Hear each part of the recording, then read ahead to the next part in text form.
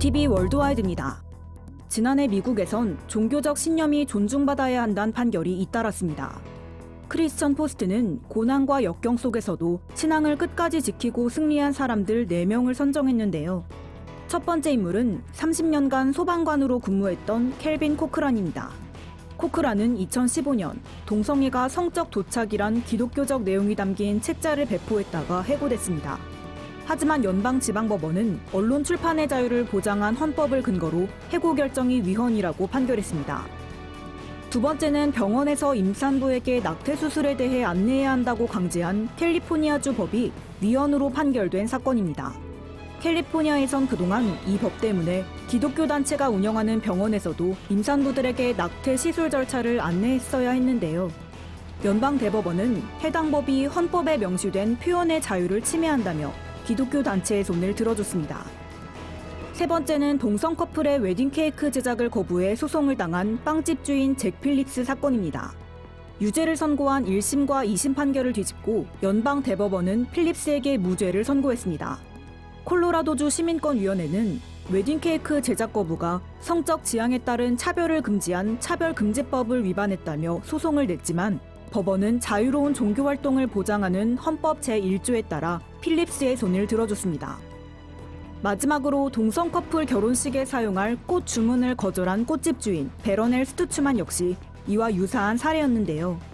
남침례교 성도인 스투츠만은 2013년 한 동성 커플이 결혼식 꽃을 주문하자 기독교적 신념에 맞지 않는다며 이를 거절했습니다.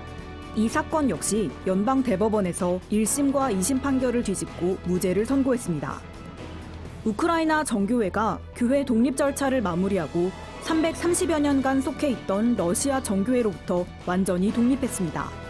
동방 정교회 수장인 터키 콘스탄티노플 총대주교 겸 세계 총대주교 바르톨로메우스 1세는 이스탄불의 성 게오르기오스 성당에서 우크라이나 교회의 자치권을 승인하는 토모스에 서명했습니다.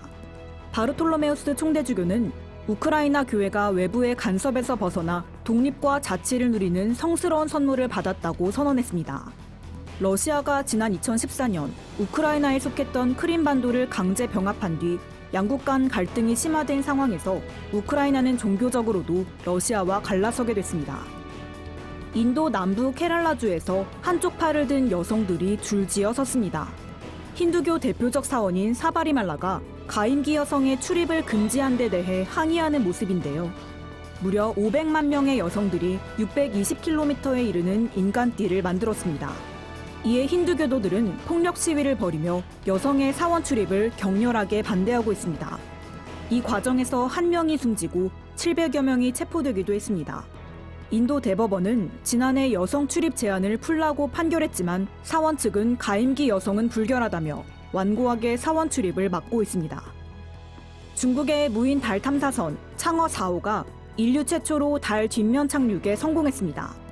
창어 4호는 그동안 미지의 공간이었던 달 뒷모습을 촬영한 사진도 보내왔습니다. 이로써 중국은 세계 최초로 달 앞면과 뒷면을 모두 정복한 기록을 세웠는데요. 창어 4호에 실린 무인 탐사 로봇 옥토끼는 앞으로 3개월간 본격적인 탐사에 나서며 달 뒷면의 토양과 광물 분석 등의 임무를 수행할 예정입니다. 구티비 월드와이드 윤인경입니다.